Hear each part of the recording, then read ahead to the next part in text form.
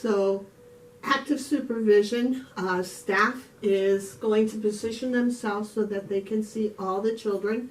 So if there is a blind spot in the classroom, one staff is viewing that area while another is viewing another blind spot. You want to make sure that you see all the children and can hear all the children so that you are always knowing what everyone is doing. Also, you want to constantly be watching and counting the children so that you know that you have everyone. Anytime that you move to a different space, you'll want to count the classroom, count the children, and everyone should count the children and come up with the same number. It's not enough though just to count the children. You need to know that you have the right children, so you want to make sure that you also look at their faces so that you know who you have in your line. This is especially important at the beginning of the year when several groups may be out on the playground and the teacher calls their group to come in. Sometimes all of the children line up, not understanding which group they belong to. So you want to make sure you know who you have with you. As part of our PBIS, we have what is known as program-wide expectations, and you can see them listed here. Be kind, be safe, be responsible. All of our rules fall under these three expectations. So running in the hallway and you ask the children to use their walking feet, we often tell them it is safe to use your walking feet. Stopping name calling, we remind them that we need to be kind. And at cleanup time, we remind them that putting things back where they belong so they can find them tomorrow is being responsible. All the rules come back to these, and if you need additional rules for something that happens in the classroom, you can connect it to one of these expectations. For PBIS, you want to catch children when they are doing things well.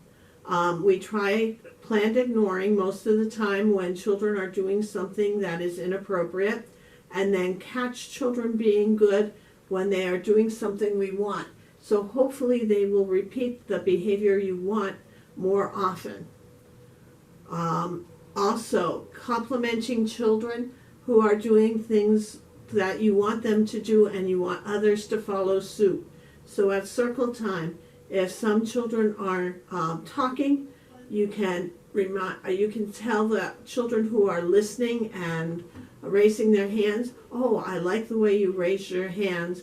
What do you want to say now?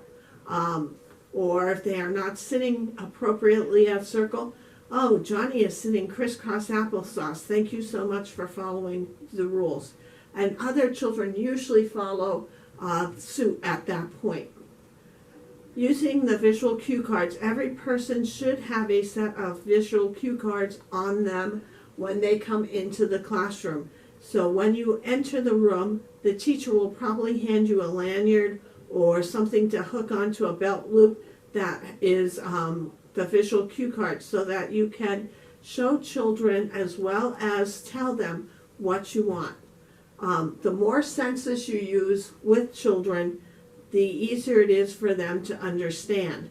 And if we have children who do not speak English or who have processing issues, showing them a picture can be very helpful. You'll also want to give them a little more wait time so that they know they can process what you are saying. It's kind of like when you keep hitting the start button on the computer and nothing happens. You need to give it a chance to catch up to what you're doing. So children who are having processing issues may need time to process what you said, and if you keep repeating your direction, they need to keep reprocessing what you've already said, and they keep reprocessing the part that you just did. Classroom guidelines for working with children. You want to make sure that you state your directions in a positive format. You've probably all been in a situation where you told a child not to run, so they started to skip. when you wanted them to walk. To make sure that children know what you want to tell them what you want them to do, such as using your walking feet.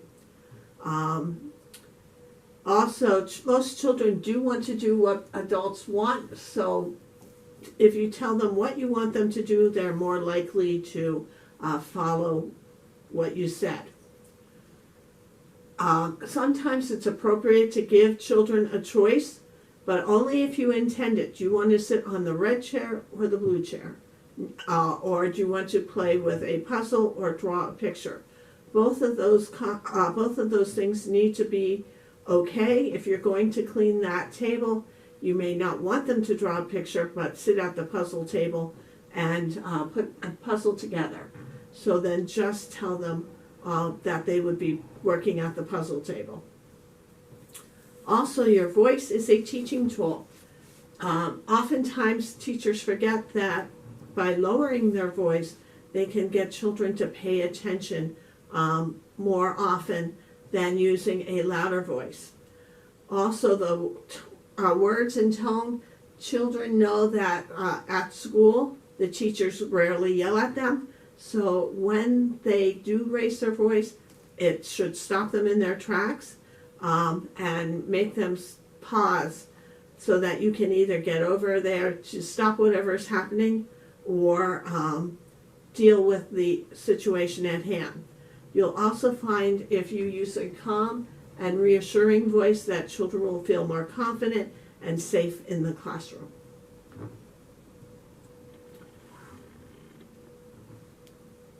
Also, never humiliate or make a child feel less than important by the words you use. So we want to stay away from making them feel guilty or shaming them, and never redirect with something that you cannot follow through on. Also, redirection is most effective if it is consistent and works with a child's motivation and interest. For example, if a child is outside on the playground throwing stones, is it because he was irritated by another child on the playground? Or is it something he wants to throw? If it is something he wants to throw, you can replace it with a ball. In art area, please do not make any models for children to copy, because we work on a process-based art procedure. So that means that the children need to figure out how to make what is in their head out onto paper. Making models means that the children will copy what you've done, and that if it does not measure up, they may feel bad. And also it eliminates the problem-solving approach to the process art. So if they're trying to make something stand up on their paper, they need to figure out whether they're going to use the glue stick, tape, or staple. So please stay away from making copies for children to copy. Give children the minimum help. We are trying to encourage independence. So we try to make sure that they know how to do it. We give them a chance to practice it. We might talk them through it. We also encourage them to ask a friend if they still need help. Some of the classrooms have milk helpers and zipper helpers, and those are children who have mastered those skills and will help the other children who have not. But we want to make sure that they are gaining independence. Make sure your suggestion is effective by reinforcing them when necessary. Try to anticipate what is going to happen and stop it before things get busy and the problem becomes worse. So if you know that there is not enough dolls out in the housekeeping area, you might go into the closet and get a few more, or that there is not enough paper out for the easel, making sure before the children come in that that is taken care of. When necessary, limits should be clearly defined and constantly maintained. And that may mean some conversation between you and the regular staff in the classroom. You may not have heard the teacher give that child a direction or tell them what to do, and so you might want to check to see if that is okay, following the regular routine, and they should check the same with you in case you told the child a direction. How do I keep myself and the children healthy? Well, right now we are only disinfecting. Disinfecting, it means that you have created a disinfectant solution out of 3 tablespoons of bleach to a quart of water. That disinfectant solution is made daily, and the recipe is on the bottle. Also, we do note that we changed the disinfecting solution on the health and safety checklist so that we can verify that it is done daily.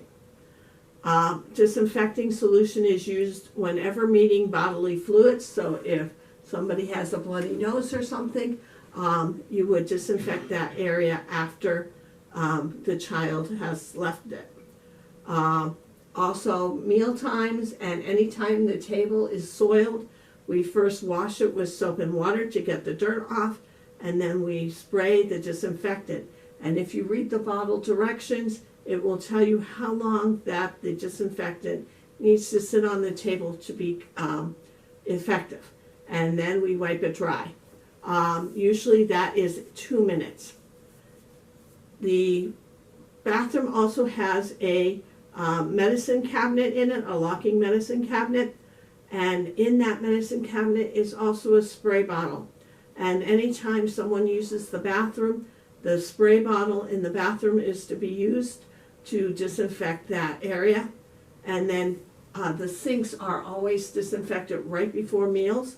So if someone goes in and uses the bathroom and contaminates the sink, you end up, again, disinfecting the sink before the meal.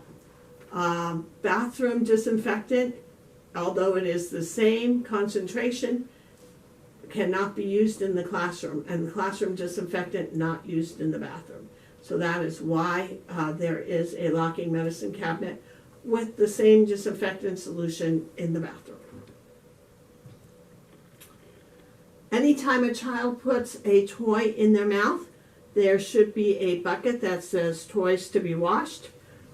You just quietly pick up that toy, put it in the bucket, and then disinfect it after the children leave.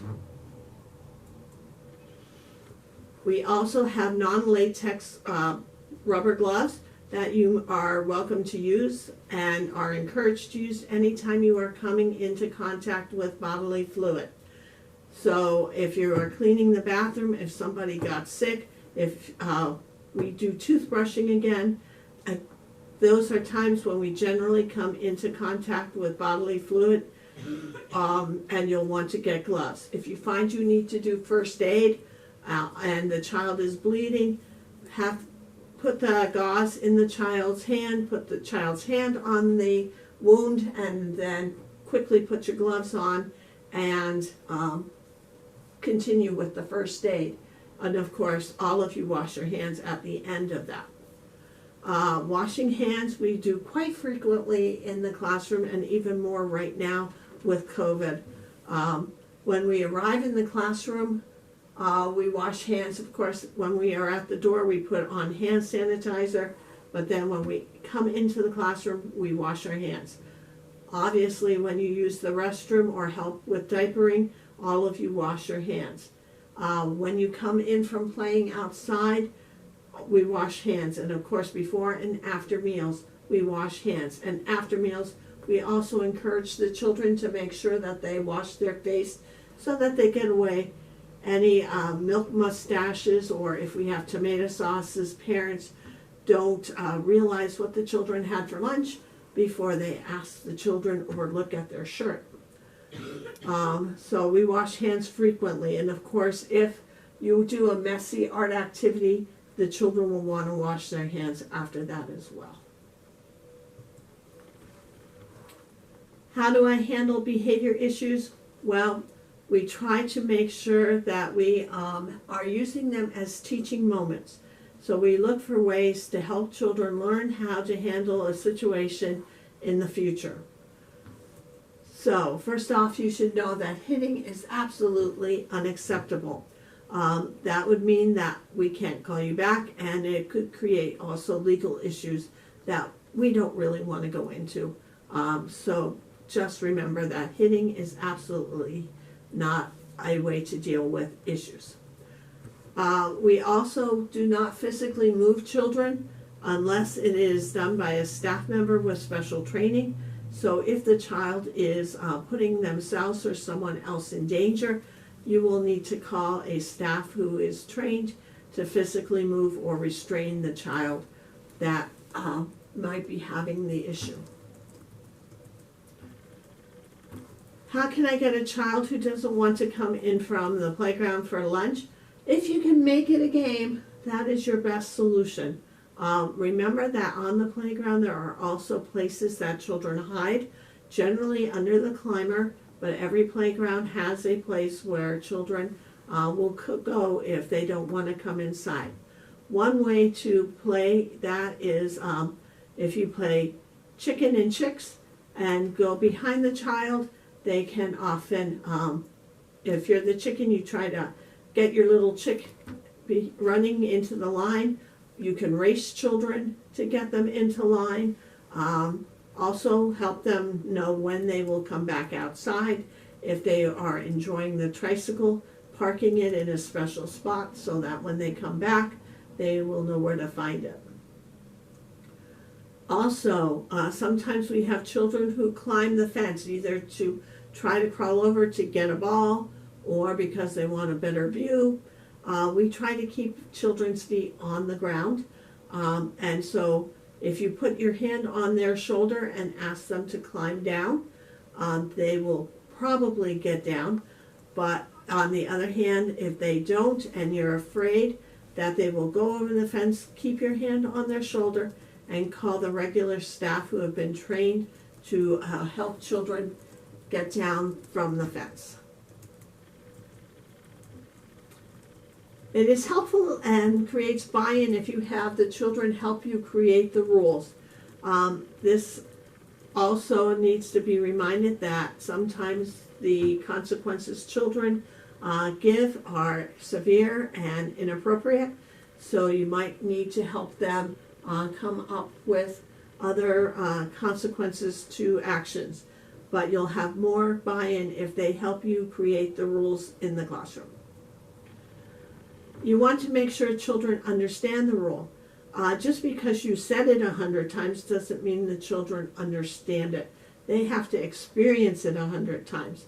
And if the child is learning English or if the child has some other issues, sometimes that means that they have to experience that rule over 1,000 times before they actually understand it. So you want to make sure that the child is following and understanding what you are saying. Give a child a warning. They're getting close to being over the boundary line there. Tell the child that they are getting close to that boundary that you have set. And what will happen if they continue and follow through on what you said. If you say that you are going to ask the child to leave that area, then the child will need to leave that area. For example, if a child is throwing blocks and you remind them that the blocks need to stay on the floor and they throw another block, you remind them if you throw the block again, you will need to go into the art area to draw or a puzzle. And then if they do it again, you tell them art area or puzzles.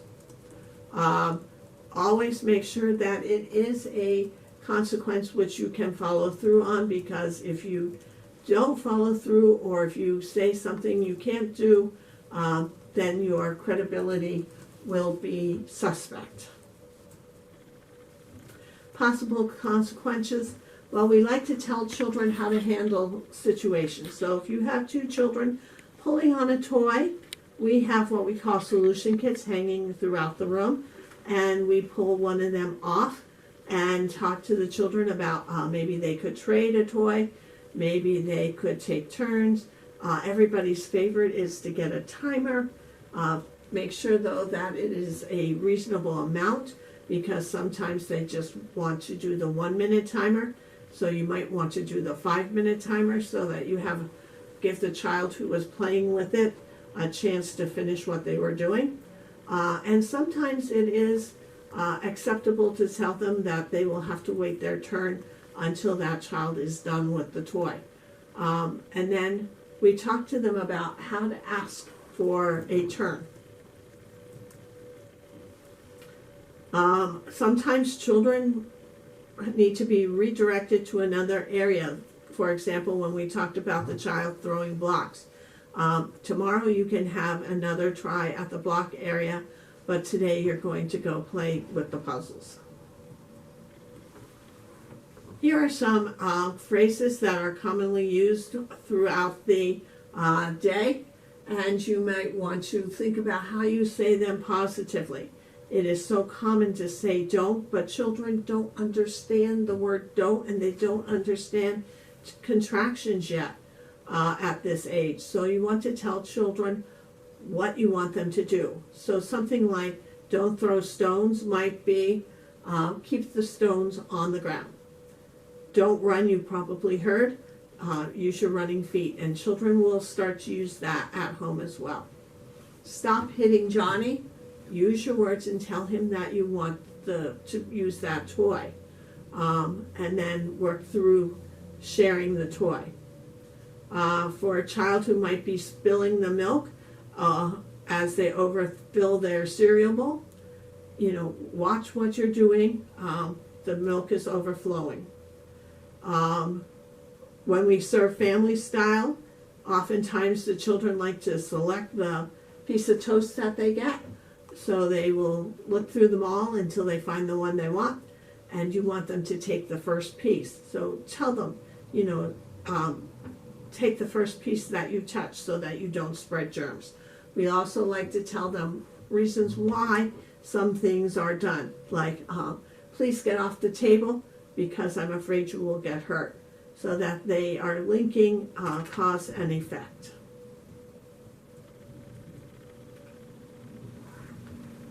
How would you deal with a child who will not sing in circle? Well, truthfully, no one forces anyone to do anything. So if a child will not sing in circle and he's sitting there very nicely, I just continue singing the songs with the children who will sing with me, and it's not a big deal. Dancing, if they will not dance, you may want to ask them to move to a safer area if you are moving around the circle so that they don't get stepped on. But if they don't dance, that is also not a big deal. How would you deal with a child who cannot sit still at circle and is poking his or her neighbor? Well, truthfully, I would probably ask the child who is being poked if they would like to move, and move them. And then probably move their name that is taped to the floor after circle to probably someplace closer to me so that I can keep an eye on things. But sometimes if you draw too much attention to the person poking, they continue doing it, and the person who is being bothered doesn't get the recognition. So I often move the child who is being poked rather than the child who is doing the poking. We talked about the child who is throwing stones on the playground, and it's very important to see what the motivation is. If it is the throwing motion, again, just replace the stones with a ball and maybe a target. Otherwise, you'll have to deal with whatever the feeling is behind the throwing stones if they're throwing it at somebody. Throughout the day, we will have hopefully not too many emergencies, but the most common emergency is the fire drill. We do need to do a fire drill once a month within each building so that the children get used to it. Depending on which building you are in depends on the type of alarm used. If you are in the Berwick building, That is bright lights and loud noises that scare the children. Other places like Benton and Town Park Village, we often use a home fire alarm and just push the button and have that as the drill. That's a little less scary. But your first concern is to get all the children out of the building. You should know 2 exits from each room that you are in. There is a map located in each room telling you a first and secondary evacuation route. There are fire extinguishers located throughout all of our buildings, so you should look and see where those are and know how to operate them.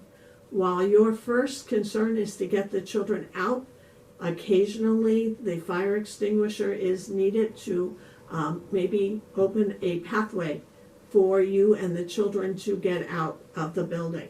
So you still need to know where they are and how to operate them. Always be calm, because the children will know that you are anxious.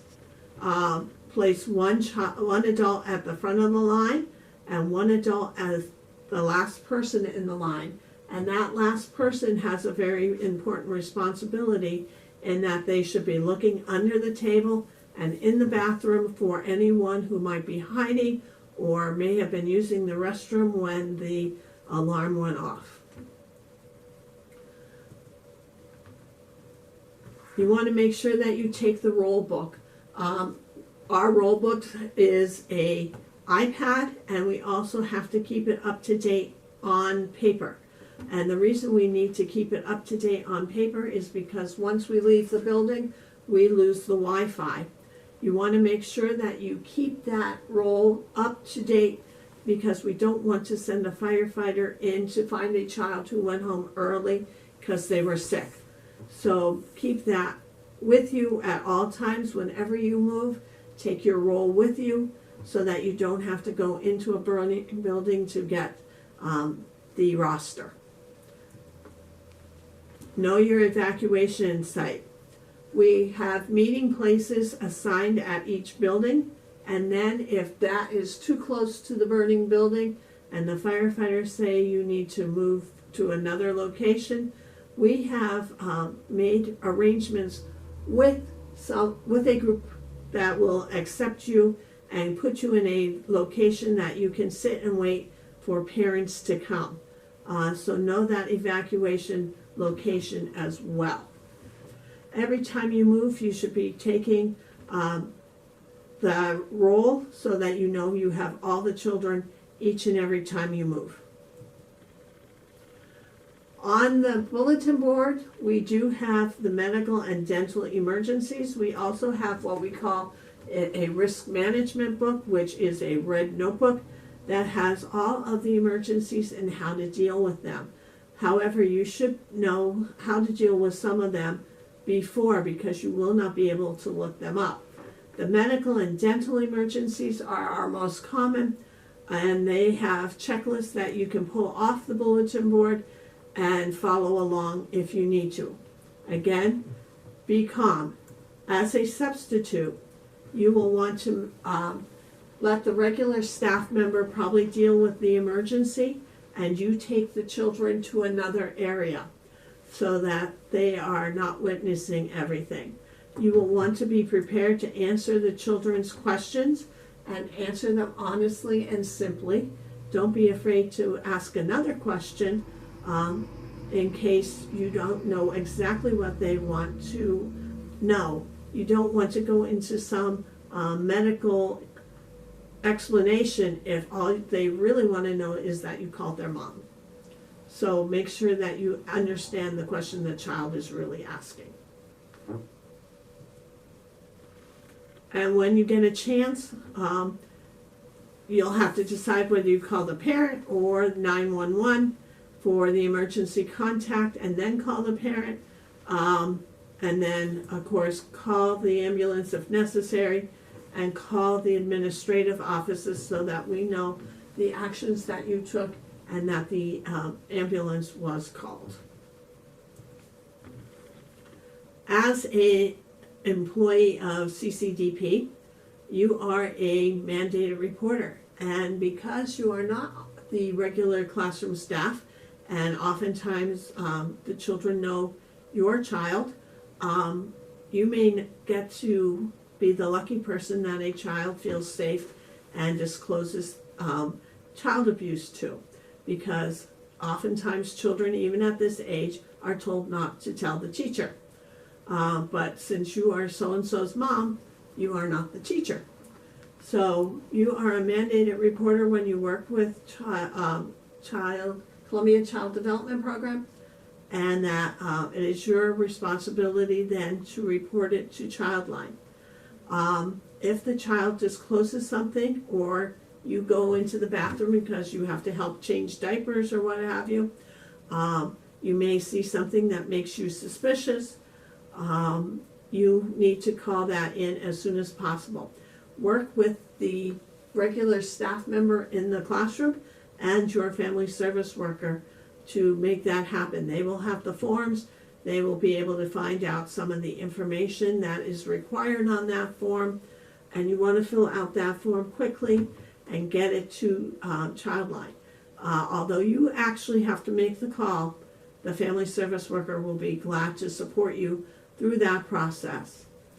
And then that form gets faxed to the County Children and Youth Office, and the investigation will begin at that point. If you made a call or the child has an open case and the Children and Youth caseworker comes to interview the child, more than likely they will not want you to be in that room with the child. But it is okay for them to take that child to another room and interview them at that point.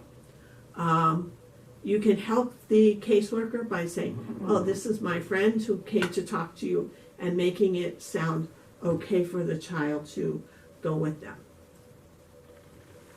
When we have severe storms, we try not to have people in school. You know that we close for a lot of snowstorms, or other emergency events, or we close early. But if something does come up, there is a weather radio in each of the classrooms, and you should follow the instructions that you may need to do. So if it is in Benton and they say there is a tornado watch, you may want to move to the school building because that is a much stronger building. Otherwise, you might want to start to look for a place that does not have windows and is an inside room. You want to find the least amount of windows. You're going to start, if possible, gathering the first aid kits, emergency cards. Those should be in the first aid kits, and the release of information and now medicine is also in the locking first aid kit. There is an evacuation kit that it looks like a rolling suitcase, so that is also helpful to have other emergency things that you might need, and there is also water stored beside that. If you can, have the children use the restroom, because the first thing when they get nervous, they'll need the restroom, and if possible, gather coats, because the coats can be used to shelter as well as keep the cold away. Again, you want to take your roll book with you. Every time you move, you want to count the children. You want to place one adult at the front of the line, one adult at the end, double checking for any child who might be hiding, and know your location, evacuation location. We also put a note on the door so that when parents and people who come to pick up the children know where to go, where the safe place is. And of course, when it is safe and you get to wherever you're going, call the administrative offices so we can assist you. When you get to the evacuation site, have the children sing quiet songs or play quiet games so that they are amused and can take their mind off of the emergency situation. Also, you will probably want to have the regular staff member greeting parents and keeping notes on what has occurred and what actions you have taken during that emergency. For that reason, and for many others, for things like the bus got a flat tire, or lunch is going to be late for some reason, or that very creative story that you thought was going to be a hit is not a hit, you want to keep a plan up your sleeve. So this is not an exhaustive list, and I'm sure as you are going to be in classrooms and seeing teachers, they will have other activities that could fit onto this list, but there is a few that will get you thinking about some things that you can do to fill up some time with if needed. Wheels on the Bus, probably all know that song. It can have one verse or it can have 50 verses, so that is a great one to keep children busy for a little bit. Ring Around the Rosie, depending on where you are, can be controversial. Like many nursery rhymes, it came from a historical event. In this case, it was the plague, and the Rosie was the mark that left you know that you had the plague, and people falling down were the people dying. Sometimes families get upset when you do Ring Around the Rosie. If that is the case, you can substitute another game for that. Other families do not care and just think it is a child's game, and then you can do Ring Around the Rosie. 5 Little Monkeys, well, there's 5 little monkeys jumping on the bed. There's 5 little monkeys swinging from the tree over the alligator. But truthfully, anytime you have a song with 5 in, you can change it to any number that you want. And there's 5 pumpkins, 5 snowmen. There's usually something with 5 in it, and you can act out those songs, and that always creates a good time. Who Stole the Cookie from the Cookie Jar? That always is one that children enjoy, and they always like to guess who's going to steal the cookie. Doggy Doggy, Who Stole Your Bone? You're going to have a item be the bone, and you're going to and someone who will hide the bone. So have someone hide their eyes, and yes, there will be peeking. And who stole the bone? Don't be surprised that if you have a especially young group, that they will tell the dog who has the bone, and the dog will still guess other people. So it is a game of strategy, and at this point, children don't have that strategy a lot of times. So it can be a fun game to play, and children usually love that game. Bluebird, Bluebird Through My Window is similar to London Bridges, where you make windows with your arms, except everyone can be in the circle, and you pick a bluebird who goes in and out the window, and then the bluebird does figure out eventually if he wants to be caught and be inside the circle when the window's closed, or be outside the circle. Just like London Bridges, when the bridge comes down, some of the children like to be caught, some children do not. Copycat, Simon Says, all of those kinds of games are excellent for things to fill up time. Paperwork, and yes, you know that no job is done without paperwork. Timesheets, you want to fill out your timesheet on Paylocity. I'm sure that Vanessa, during your orientation at HR, has gone over how to fill out your timesheet, and that it is due every other week.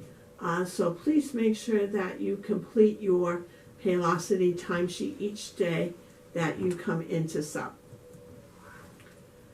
We talked about attendance and how important that is, and there is a paper and an electronic attendance form. So please keep that up to date. It also needs to be completed at mealtime so that we have meal counts, which accounts for us being reimbursed for the meals that we serve to your children. Incident reports, that is what we fill out if there is an accident on the playground. It could be anything from just needing a simple Band-Aid to something more severe.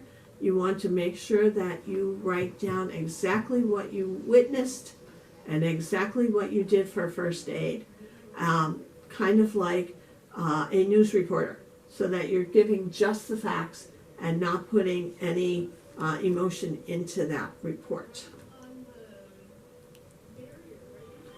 And that is the end of the